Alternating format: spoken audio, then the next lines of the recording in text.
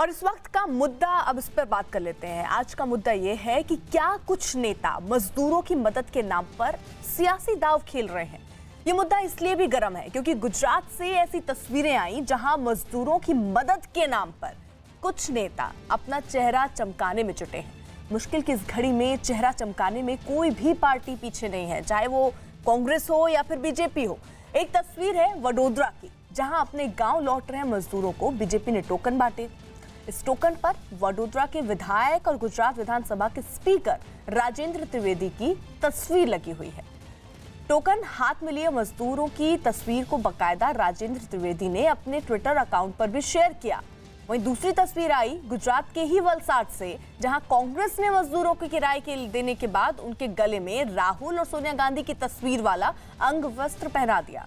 कांग्रेस की दलील है कि उसने अपने फंड से इन मजदूरों को 700 रुपए किराए के लिए दिए हैं। लेकिन मुद्दा यही और सबसे बड़ा सवाल यही कि क्या मजदूरों की मदद के नाम पर नेता सियासत के दांव खेल रहे हैं। लेकिन सबसे पहले आप सुनिए वडोदरा से रवाना हुए एक मजदूर का बयान, जो कह रहे हैं कि उन्हें बीजेपी नेता ने घर वापसी के लिए ट्रेन पकड़ने में मदद की। हम 10 साल से बरोडे में रह रहे थे। हम यहाँ मजदूरी का काम करते हैं और यहाँ हम फंसे हुए थे। हमारे जो बीजेपी के कार्यकर्ता हैं राजेंद्र भाई त्रिवेदी की तरफ से हमारे को यहाँ सुविधा मिली। हम आज घर के लिए वापस जा रहे हैं। हमारे साथ हमारे सहयोगी इस वक्त जनक जुड़ चुके हैं अहमदाबाद से। जनक, ये वाकई ऐसे वक्त पर दोनों ही पार्टियां, केवल बीजेपी नहीं, केवल कांग्रेस नहीं, दोनों ही पार्टियां राजनीति कर रही है। मजदूरों की अगर मदद कर रहे हैं तो बहुत ही ट्रेंड हो गया है कि वहां की फोटो खींचिए और ट्विटर पर डाल दीजिए। बिल्कुल, देखिए ये तस्वीरें हमने सूरत में भी पहले देखी, जहां पर बीजेपी के जो सांसद हैं वो खुद बीजेपी का झंडा हाथ में लेकर ट्रेन को हरी झंडी दे रहे थे। उसके अलावा फिर कांग्रेस ने भी यही किया। और कल जिस तरीके से तस्वीरें आई वडोदरा से, जहां से विधानसभा के अध्यक्ष राजेंद्र त्रिवेदी की तस्वीरें वाली टोकन जिसको कहें वो मजदूरों को हाथों में थमाया गया। साथ ही में जो ब्रेकफास्ट या कहें नाश्ते के लिए जो किट दी गई थी उसके अंदर भी वो सफेद थैलियों के भीतर राजेंद्र त्रिवेदी की तस्वीर है। तो वहीं थोड़ा दूर चलते हैं वलसाड में, तो वलसाड जिला कांग्रेस की ओर से कल जो ट्रेन से रवाना होने वाले जितने भी प्रवासी मजदूर हैं उनको 700 रुपया किराया दिया जा रहा था। तो सबको वहां बुलाया गया और आप जिस तरीके से देखते हैं वह तस्वीरों में कि कांग्रेस का जो अंग वस्त्र है वो पहनाया जाता है उनके, और उसके बाद सोनिया गांधी और राहुल गांधी की तस्वीर वाला एक पूरा लिफाफा है जिसके अंदर पैसे दिए गए हैं वो भी दिया जाता है। तो आप जब आपदा की स्थिति में जनप्रतिनिधि के तौर पर लोगों को मदद कर रहे हैं तो ये जताने की कोशिश क्यों हो रही है? सबको मिलकर एक साथ इस लड़ाई में लड़ना है। अगर आपने उनको मदद की है तो मदद के तौर पे रखिए, जब चुनाव आएगा तब देखा जाएगा, उस बात को याद कराइएगा। लेकिन अभी ये समय नहीं है जहां इस तरीके की राजनीति हो। अर्पिता, बिल्कुल, और ये तस्वीरें जो हम देख रहे हैं ये सिर्फ इसी देखिए राज्य की नहीं है, ये आप देश में हर राज्य की तस्वीरें देखेंगे। मदद अगर हो रही है तो भले राशन उन लोगों तक पहुंचे ना पहुंचे, खाने बांटने के, मजदूरों को घर पहुंचाने के लिए ये जो तस्वीरें हैं, इन्हीं तस्वीरों के माध्यम से लोग अपना एक तरीके से प्रचार भी कर रहे हैं। क्या ऐसे वक्त पर जब हम एक इतना बड़ा युद्ध लड़ रहे हैं तो ऐसे वक्त पर क्या हम इस तरीके से सियासत कर सकते हैं, सियासत का दांव चल सकते हैं? ये एक बड़ा सवाल है। आप मदद कर रहे हैं या सियासी दांव चल रहे हैं, ये एक बड़ा सवाल है। और इसका जवाब दोनों ही पार्टियों को, हर पार्टी को जो इस वक्त ये करने की कोशिश कर रही है उन्हें देना होगा, चाहे वो बीजेपी हो चाहे वो कांग्रेस हो। हमारे साथ कुछ ही देर में बीजेपी से ज्योतिबेन पांड्या वो जुड़ेंगी और साथ ही साथ कांग्रेस से रोहन गुप्ता हमारे साथ इस वक्त जुड़ चुके हैं। और सबसे पहला सवाल मेरा रोहन गुप्ता से ही है। रोहन, ये मदद है या सियासी दाव है? देखिए, सबसे महत्वपूर्ण चीज है कि जो पार्टी सरकार में होती है उसकी जिम्मेदारी है कि ऐसी आपत्ति के समय, विपत्ति के समय पर लोगों की मदद करे। और जब लगा कि गुजरात में जो हाल हुआ, मजदूरों की जो परिस्थिति थी, हर रोज वीडियो आ रहे हैं, सूरत में लोगों को मारा जा रहा है, लोगों को बाहर आना पड़ रहा है, राशन नहीं है, खाना नहीं है, लोग बहुत ज्यादा परेशान। ठीक है। इस समय पे जब कांग्रेस ने आगे आके, जब बीजेपी ने कोई भी पॉलिसी डिसाइड नहीं की, बीजेपी ने तब कांग्रेस ने आगे आके ये बताया कि टिकट के पैसे हम लोग देंगे। ये राजनीति तब से शुरू हो गई है। लोगों को मारा जा रहा है। मैं आपको ऐसे भी, जनक भाई तो सारे वीडियो रख रहे हैं, उनको मालूम है, बीजेपी के लोगों द्वारा पैसे लिए जा रहे हैं टिकट के, ये बताया जा रहा है कि अगर मारा जा रहा है, कल के वीडियो है।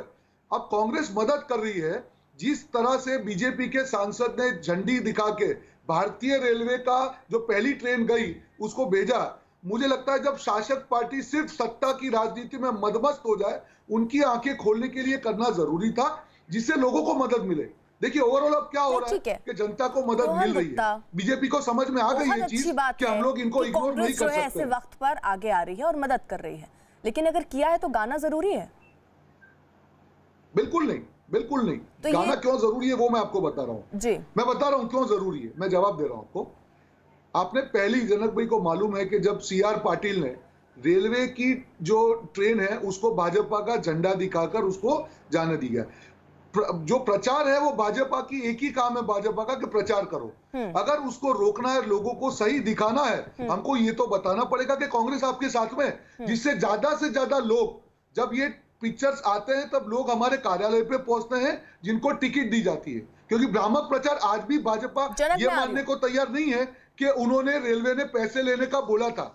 आज भी बोल रहे हैं कि 85-15 लोगों को गुमराह करो, लोगों को परेशान करो। तरीके से है कि अगर एक पार्टी अपना प्रचार कर रही है, यानी बीजेपी अगर अपना प्रचार कर रही है, तो कांग्रेस पीछे कैसे रह सकती है? कांग्रेस भी करेगी प्रचार। हमारा मकसद नहीं, इसका जवाब दे रहा हूँ, नहीं, इसका हमारा प्रचार का कोई हमारा मकसद नहीं है। ज्यादा से ज्यादा लोग जब ये क्लिप देखते हैं, उनको मालूम चलता है कि कांग्रेस पार्टी हमारी मदद करने को तैयार है।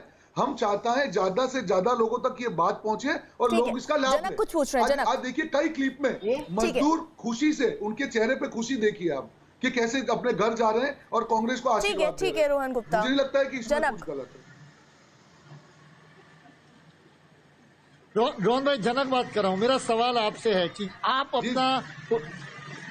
अपना कांग्रेस का जो अंगवस्त्र है पहनिए, आप पोस्टर लगाना है लगाइए, लेकिन जो श्रमिक मजदूर हैं, जो बेचारे परेशान हैं इतने दिनों से, उनको भी इस तरीके से कांग्रेस का अंगवस्त्र पहनाना सही है क्या? देखिए जनक भाई, मैंने अभी आपको बताया कि जिस प्रकार से पूरे राज्य में, आपको तो मालूम है कि किस प्रकार से भाजपा के कुशासन में ये हाल हुआ है। हर जगह पे हमारे कार्यकर्ता अलग अलग तरीके से लोगों को मदद कर रहे हैं। ये ऐसा नहीं है कि किसी को जबरदस्ती की गई हो। अगर किसी का मन नहीं है वो ना करे। ऐसे काफी लोग भी हैं जो कांग्रेस की आइडियोलॉजी में बिलीव करते हैं। अगर मैं कांग्रेस का कार्यकर्ता हूं तो क्या मैं मजदूर नहीं हो सकता हूं क्या जनक भाई? अगर उसने अपनी मर्जी से किया, कहीं पे कोई जबरदस्ती की बात नहीं है। मेरा सिर्फ ये कहना है जनक भाई, कोर मैसेज क्या है?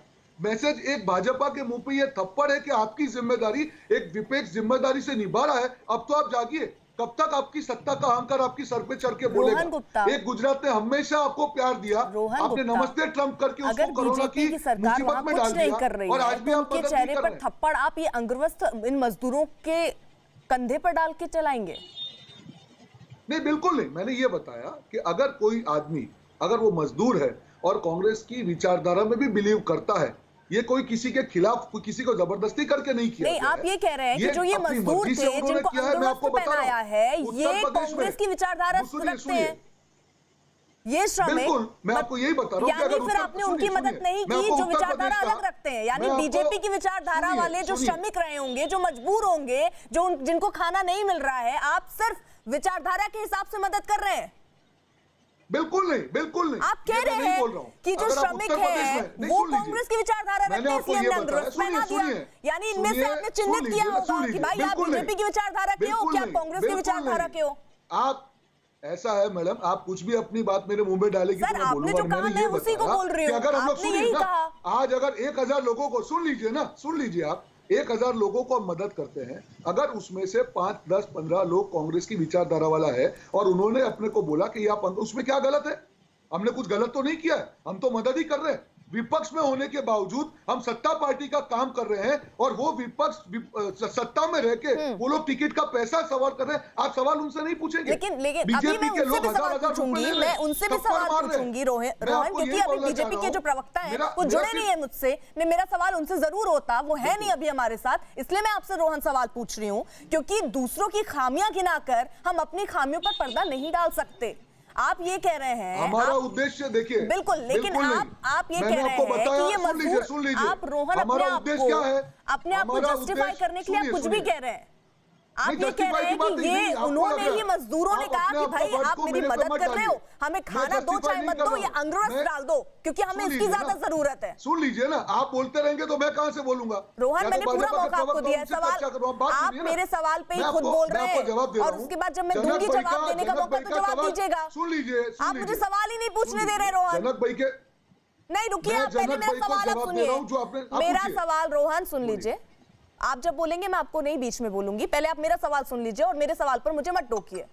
मैं आपसे ये पूछ रही हूं, आपने कहा ये मजदूर जो हैं ये खुद कह रहे थे कि भाई हमें अंगवस्त्र पहना दो, यही कह रहे हैं ना? बिल्कुल नहीं, यही मैं बोल रहा हूँ, मैंने ये नहीं बोला है। आप सुन लीजिए, आप अपनी चीज को मेरे मुंह में मत डालिए। मैंने ये कहा कि 1000 मजदूरों को जब मदद की जाती है उसमें से कई लोग, आप में क्यों डालूंगी? मैं रोहन गुप्ता नहीं बन सकती। आप बीच में नहीं बोलने दे रहे हो, अब आप बीच में बोल रही हैं, अब आप बीच में बोल रही हैं। सर, आप गलत बात कहेंगे तो मुझे टोकना पड़ेगा आपको रोहन। ये तरीका नहीं है। नहीं, ये तरीका आपका भी नहीं है। एक तो आप गलत बात बोल रहे हैं कि श्रमिक जो है, पहले तो देखिए क्या बोल रहे हैं आपने पहली बात जो कही वो ये कि इनकी विचारधारा कांग्रेसी थी इसलिए हमने इनको अंगवस्त्र पहनाया। फिर आप दूसरी बात ये कह रहे हैं कि जो श्रमिक थे इन्होंने खुद कहा कि भाई हमें अंगवस्त्र पहना दो। अगर आपको बोलने नहीं देना है तो डिबेट मत कीजिए ना। रोहन, क्या बात कर रहे हैं आप कैसे डिबेट कर रही हैं? मैं जवाब दे रहा हूं जनक भाई का, आपको अपने हिसाब से बोलने दीजिए या तो। रोहन, आपको जवाब, रोहन इधर उधर की बात देखिए, मैं ऐसे डिबेट को अपने बर्बाद नहीं होने दूंगी। आप मेरी बात सुनिए, अगर आप अपनी बात से ऑन एयर मुकर रहे हैं रोहन, मैं पहली बार आपसे डिबेट कर रहा हूं, ये आपका तरीका नहीं है, ये बिल्कुल तरीका नहीं है आपका। आप सुन लीजिए, अगर किसी को बुलाते तो सुनिए बात को। आपका बहुत बहुत शुक्रिया हमसे जुड़ने के लिए। इसी बीच एक बड़ी खबर है, सिक्किम के नाकुला सेक्टर में भारतीय सैनिकों की चीन के सैनिकों के साथ झड़प की खबर सामने आई है। खबर यह है कि कल हुई झड़प में दोनों देशों के कई सैनिक घायल भी हुए।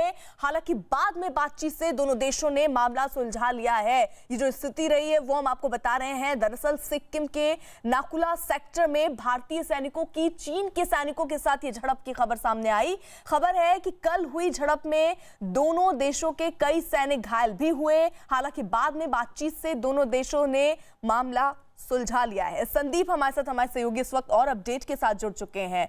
उससे पहले उनका रुख करें, जरा खबर एक बार फिर से आप सुन लीजिए। ये खबर जो है वो सिक्किम के नाकुला सेक्टर से ये खबर आ रही है, जहां पर ये जानकारी मिल रही थी कि भारतीय सैनिकों की चीन के जो सैनिक हैं उनके साथ झड़प की खबर आई है। खबर यह भी है कि कल हुई झड़प में दोनों देशों के कई सैनिक भी घायल हुए हैं। हालांकि यह भी जानकारी है कि दोनों देशों ने मामला सुलझा लिया है। संदीप, ये पहली बार नहीं है, कई बार जो है वो आमने सामने आ जाते हैं भारतीय सेना के जवान और चीन के जवान। आज स्थिति क्या थी? बिल्कुल अर्पिता, देखिए अगर हम लोग बात करें भारत और चीन के बीच की सीमा की, तो वो जो है वहाँ पे कोई भी बाउंड्री नहीं है। तो ऐसे में घुसपैठ की कोशिश, ऐसे में चीन की सेना जो है वो हमारे एरिया में आती है। पेट्रोलिंग करते वक्त भारतीय सेना की तरफ से उनको जो है रोका भी जाता है। लेकिन कल की घटना जो है इसके बारे में एग्जैक्ट ये नहीं पता लग पा रहा है कि क्या वहाँ पे इशू हुआ था उस वक्त। लेकिन खबर ये है कि वहाँ पे जो नॉर्थ सिक्किम का इलाका है नाकुला पास, वहाँ पे भारतीय सेना और चाइनीज सीएए के बीच में जो है किसी बात को लेकर झड़प हुई। झड़प होने के बाद जो है ये मामला जो है हाथापाई तक पहुंचा और दोनों तरफ के लोगों को, यानी कि भारतीय सेना और चाइनीज सीएए को जो है उनके जवानों को भी जो है हल्की बहुत चोटें आई है। हालांकि दोनों देशों के बीच में किसी भी तरीके के ऐसे जो फेस ऑफ या डिस्प्यूट को सॉल्व करने के लिए बाकायदा एक मैकेनिज्म बनाया गया है। उस मैकेनिज्म के तौर पर के हिसाब से जो फिलहाल इसको ग्राउंड पे सुलझा जरूर लिया गया है और अभी ईस्टर्न कमांड की तरफ से रिलीज आना बाकी है कि आखिर ये वजह हुई क्यों। लेकिन हमेशा से ही जो चीन है वो अग्रेसिवनेस दिखाता रहा है। लेकिन अगर मैं बताऊं तो सिक्किम का जो इलाका है पूरे अगर भारत चीन के बीच की जो LAC line of actual control, उसमें जो है सबसे ज्यादा डोमिनेटिंग पोजीशन पे भारत जो है वो सिक्किम में ही है। और यही वजह है हर बार जब भी सिक्किम में इस तरीके की घटना होती है, इस तरीके का मामला होता है, तो भारतीय सेना जो इसका मुंह तोड़ जवाब देती है। जिसका नतीजा अभी देखा भी गया है। हालांकि ये विवाद हुआ किस वजह से, क्या इसके पीछे की वजह है, उसको लेकर अभी आधिकारिक तौर पर जो है बयान आना बाकी है। लेकिन सेना के सूत्रों ने इस बात की पुष्टि की है कि इस तरीके का मामला हुआ है। नॉर्थ सिक्किम का इलाका है जहाँ पे भारतीय सेना और चाइनीज सीएए के बीच में झड़प हुई है। दोनों तरफ के लोगों को चोटें भी आई। जी, तो देश भर में पिछले 24 घंटे में कोरोना के 3,277 नए मरीज हो गए हैं, जबकि 128 लोगों की मौत हो गई। वहीं अब तक कोरोना से मरने वालों की संख्या 2100 के आंकड़े को पार कर गई है और देश भर में अब तक 62,939 कोरोना पॉजिटिव हो गए हैं, जबकि 19,358 लोग ऐसे हैं जो ठीक हुए हैं, स्वस्थ हुए हैं और स्वस्थ होने के बाद वो अपने घर भी जा पाए हैं।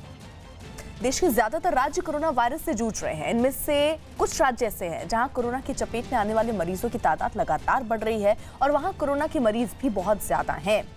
सबसे खराब हालात महाराष्ट्र की है, जहां मरीजों की तादाद 20,000 के पार हो गई है। कोरोना से जूझ रहे राज्यों में गुजरात जो है वो दूसरे नंबर पर है, जहां अब तक कोरोना के करीब 8,000 मरीज सामने आए हैं।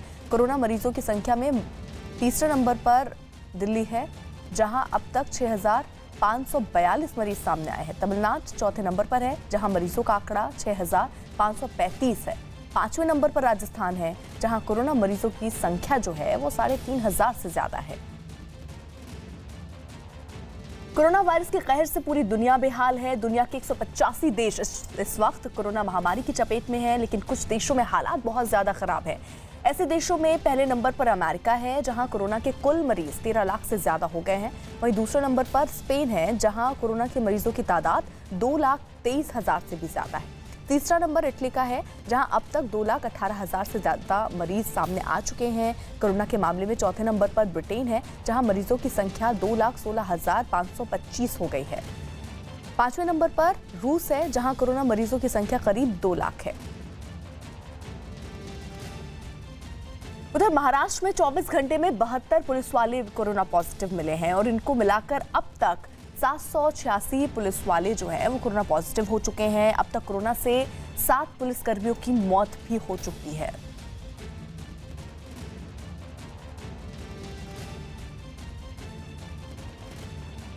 तो महाराष्ट्र में इस वक्त चिंता इस बात की भी बढ़ती जा रही है कि पुलिस वाले जो ज़्यादा संख्या में अब सामने आ रहे हैं पॉजिटिव, उनके लिए क्या कदम उठाने चाहिए, क्योंकि अगर हम पिछले 24 घंटे में देखें तो 72 पुलिस वाले कोरोना पॉजिटिव आए हैं और इनको मिलाकर ये आंकड़ा जो है, कुल का आंकड़ा वो 700 के आंकड़े को भी पार कर गया है। देश के सबसे बड़े अर्धसैनिक बल सीआरपीएफ की दिल्ली की एक यूनिट में 62 और जवानों के कोरोना पॉजिटिव होने की पुष्टि हुई है। अधिकारियों के मुताबिक सीआरपीएफ के अब तक कुल 234 जवान कोरोना पॉजिटिव पाए जा चुके हैं। इनमें 2 जवान इलाज के बाद ठीक हो गए, जबकि 1 की मौत हो गई। कोरोना पॉजिटिव पाए गए सभी जवानों को होम क्वारंटीन कर दिया गया है। दिल्ली के खजूरी खास थाने में 6 पुलिसकर्मियों की कोरोना रिपोर्ट पॉजिटिव आई है। जिनकी रिपोर्ट पॉजिटिव आई है वो कांस्टेबल और हेड कांस्टेबल हैं, जिन्हें इलाज के लिए फौरन ही अस्पताल में भर्ती कराया गया है। साथ ही थाने के 11 पुलिसकर्मियों को भी क्वारंटीन किया गया है। इसके अलावा जाफराबाद थाने के एडिशनल एसएचओ और एक पुलिसकर्मी भी कोरोना पॉजिटिव मिले हैं, जिसके बाद पूरे थाने को सैनिटाइज करवाया गया है। पूरे देश में 15 जिले ऐसे हैं जहां कोरोना से सबसे ज्यादा मरीज हैं। एक आंकड़े के मुताबिक देश के इन 15 जिलों में कोरोना के कुल मरीजों के 64% मरीज हैं और यही नहीं, देश के 5 ऐसे शहर हैं जहां कोरोना के कुल मरीजों के 50% मरीज हैं। दिल्ली, मुंबई, पुणे, अहमदाबाद और चेन्नई में देश के कुल कोरोना के मामलों के 50% हैं। महाराष्ट्र में कोरोना के मरीजों की संख्या 20,000 के पार पहुंच गई है। अकेले मुंबई में पिछले 24 घंटों में कोरोना के 722 नए मरीज मिले हैं, जिसके बाद मुंबई में कोरोना के मरीजों की संख्या 12,864 हो गई है।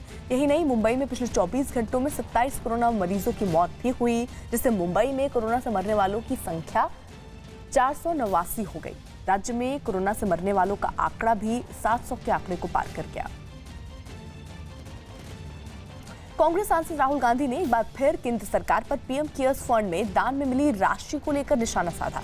राहुल गांधी ने प्रधानमंत्री मोदी से पीएम केयर्स फंड के पैसे का ऑडिट कराने की मांग की। उन्होंने कहा कि पीएम केयर्स फंड में बड़े पैमाने पर योगदान किया गया है और ये बहुत महत्वपूर्ण है कि लोगों को पता चले कि सरकार इस फंड को कहां और किस तरह खर्च करेगी। दरअसल राहुल गांधी ने एक ट्वीट किया और उन्होंने इस ट्वीट में लिखा कि पीएम केयर्स फंड को पीएसयू और रेलवे जैसे सार्वजनिक क्षेत्र के प्रतिष्ठानों से बड़े पैमाने पर सहयोग मिला है। ये महत्वपूर्ण है कि पीएम आश्वस्त करें कि इस फंड का ऑडिट किया जाए और लोगों को फंड के मिलने और खर्च होने की जानकारी मिले। महाराष्ट्र के ठाणे से मजदूर ट्रकों में भरकर अपने घर लौटने को मजबूर हैं। ट्रकों में बैठे मजदूरों के बीच सोशल डिस्टेंसिंग का पालन बिल्कुल नहीं किया गया। वहीं ठाणे से निकली कई गाड़ियों की वजह से पहाड़ी रास्ते में लंबा जाम भी लग गया और सिर्फ ट्रक ही नहीं, मजदूर दूसरी गाड़ियों, ऑटो या पैदल भी अपने घर के लिए निकल पड़े हैं। तो ट्रकों से भरकर दरअसल ये निकले हैं। कुछ मजदूर ऐसे भी हैं जो पैदल ही निकल पड़े हैं, ऑटो से निकल पड़े हैं। तो ये घर के लिए मजदूर निकले। वहीं ग्रेटर नोएडा से पैदल या साइकिल से घर के लिए निकले मजदूरों को पुलिस ने पकड़ लिया। ऐसे करीब 5 दर्जन मजदूरों को पुलिस ने चेकअप करवाकर शेल्टर होम भेज दिया। ये सभी मजदूर हरियाणा से आए थे और फर्रुखाबाद की तरफ बढ़ रहे थे। चेकअप करवाकर शेल्टर होम इन्हें भेजा गया है। इन मजदूरों को जो तस्वीरों में आपको नजर आ रहे हैं, दरअसल ग्रेटर नोएडा से ये मजदूर जो है वो पैदल और साइकिल की मदद से अपने घर के लिए निकले थे, जिनको पुलिस ने पकड़ लिया। ऐसे करीब 5 दर्जन मजदूरों को पुलिस ने चेकअप करवाकर शेल्टर होम भेज दिया। ये सभी मजदूर हरियाणा से आए थे और फर्रुखाबाद की तरफ बढ़ रहे थे। राजस्थान के भीलवाड़ा के 30 से ज्यादा लोग आंध्र प्रदेश के एक सरकारी स्कूल में 40 दिनों से फंसे हैं। इनका आरोप है कि उन्होंने अपनी कोरोना जांच से लेकर रजिस्ट्रेशन तक सब करवाया है, लेकिन फिर भी कोई सुनने वाला नहीं। इन सभी ने वीडियो के जरिए मदद की गुहार लगाई। लॉकडाउन के दौरान एक तरफ जहां देश के अलग अलग शहरों में काम कर रहे मजदूरों को उनके घर भेजने को लेकर राजनीति तेज है, तो वहीं दूसरी तरफ अब ये मजदूर देश में कोरोना के नए कैरियर बनते जा रहे हैं। इन 6 तस्वीरों में देख सकते हैं आप कि कैसे ये मजदूर अपने घर पहुंच रहे हैं, लेकिन साथ ही इनमें से कई कोरोना पॉजिटिव भी निकल रहे हैं। अलग अलग जगहों की तस्वीरें आप देख रहे हैं। 2 तस्वीरें तो उत्तर प्रदेश की ही हैं, चित्रकूट और गाजीपुर की। उसके बाद आप तस्वीर उत्तराखंड की देख रहे हैं। नीचे आप देखेंगे तो उत्तर प्रदेश, हमीरपुर और कन्नौज उत्तर प्रदेश में पड़ता है, वहां की तस्वीर आप देखिए, और साथ ही साथ ओडिशा की तस्वीरें। ये दूसरे राज्यों की ये तस्वीरें जहां पर जो मजदूर हैं वो पहुंच रहे हैं, लेकिन चिंता ये कि बहुत सारे मजदूर ऐसे भी हैं जो कोरोना पॉजिटिव निकल रहे हैं। तो ऐसे में कोरोना एक जगह से दूसरी जगह पहुंचने का खतरा भी अब बढ़ता दिख रहा है। कांग्रेस ने कोरोना से जंग के बीच केंद्र सरकार पर निशाना साधा। कांग्रेस ने दावा किया कि मोदी सरकार को पता नहीं है कि इस महामारी से कैसे लड़ना है। कांग्रेस नेता अजय माकन ने एक प्रेस कॉन्फ्रेंस करके कहा कि कोरोना के खिलाफ इस जंग में केंद्र सरकार के अधिकारी अलग अलग बयान दे रहे हैं। उन्होंने पीएम मोदी के एक बयान का जिक्र किया, जिसमें उन्होंने कहा था कि कोरोना को हराने के लिए 21 दिन चाहिए। यही नहीं, माकन ने स्वास्थ्य सचिव लव अग्रवाल और एम्स के निदेशक रणदीप गुलेरिया के भी बयान अलग अलग बताए। बीजेपी ने कांग्रेस पर पलटवार करते हुए कहा कि वो कोरोना जैसी महामारी पर भी राजनीति कर रही है। चाहते हैं कि हम भारत सरकार के जॉइंट सेक्रेटरी लव अग्रवाल साहब की बात माने, जो कहते हैं पीक होगा ही नहीं। डॉक्टर गुलेरिया की बात माने, जो कहते हैं कि पीक जून जुलाई में जाकर के होगा। या डॉक्टर वीके पॉल की बात माने, जो कहते हैं, जिन्होंने कहा था कि 16 मई को पीक होगा। या मोदी जी, आपके ऊपर हम भरोसा करें, जो आपने कहा था 24 मार्च को कि 21 दिन के बाद में हम कोरोना को हम हरा देंगे। महाभारत का युद्ध तो हम लोगों ने 18 दिन में जीत लिया था। तो आज हमारे देश में सबसे बड़ी दिक्कत यह है, इस असमंजस की स्थिति में जहां भारत सरकार को ही में ही कंफ्यूजन है। राहुल गांधी अजय माकन के जरिए क्या बयान दिलवा रहे हैं? प्रधानमंत्री का बयान दिखाकर, लव अग्रवाल और कई डॉक्टर का बयान दिखाकर ये कह रहे हैं कि कोरोना से भारत नहीं लड़ रहा है, पूरा भारत इकट्ठा है कोरोना के खिलाफ। और अगर नरेंद्र मोदी जी ने लॉकडाउन नहीं किया होता टाइम पे और इतनी सख्ती नहीं की होती, तो आज कोरोना के मरीज इतनी बड़ी तादाद में होते कि उसको सोचकर डर लगता है। तो राहुल जी को बयानबाजी के अलावा और कोई काम है कि नहीं? उनको इस तरह की बयानबाजी नहीं करानी चाहिए। वंदे भारत मिशन के तहत विदेश से लौटे 2 भारतीय कोरोना पॉजिटिव पाए गए हैं। दोनों लोग 7 मई को संयुक्त अरब अमीरात से केरल लौटे थे। 7 मई को ही मिशन वंदे भारत की शुरुआत हुई थी, जिसके तहत एयर इंडिया के 2 विमानों से विदेशों में फंसे भारतीयों को वापस लाया गया था। विदेशों से भारतीयों के आने का सिलसिला जारी है। आज विशेष विमान शारजाह से लोगों को लेकर लखनऊ पहुंचा। सरकार ने विदेशों में रह रहे भारतीयों को वापस लाने के लिए मिशन वंदे भारत का ऐलान किया। इसी मिशन के तहत एयर इंडिया का ये विमान सुबह लखनऊ के चौधरी चरण सिंह हवाई अड्डे पहुंचा। शारजाह से लखनऊ आए इस विमान में 182 यात्री थे, इनमें से 2 बच्चे भी शामिल हैं। इन सभी यात्रियों को 14 दिन के लिए क्वारंटीन किया जाएगा और उसके बाद इन्हें घर भेजा जाएगा। मिशन वंदे भारत के तहत दुनिया भर के अलग अलग देशों में फंसे भारतीयों को देश वापस लाया जा रहा है। अलग अलग राज्यों में लोगों को विशेष विमान से पहुंचाया जा रहा है। मुंबई में 325 लोगों को लेकर खास विमान लंदन से लौटा। ये लोग 1.5-2 महीने से लंदन में फंसे थे। खास विमान इन्हें हिथ्रो एयरपोर्ट से लेकर आया और इन सभी लोगों का मेडिकल कराया गया है। अभी ये लोग घर नहीं जा सकेंगे। सभी 325 लोगों को 14 दिन तक क्वारंटीन किया जाएगा। जो लोग मुंबई के रहने वाले हैं उन्हें मुंबई में ही क्वारंटीन किया जाएगा।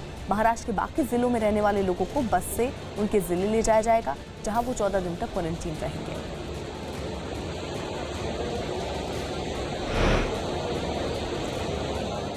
मेरा लड़का 2 साल से लंदन में है और वो काफ़ी छोटा है, अभी 18 साल का ही है वो।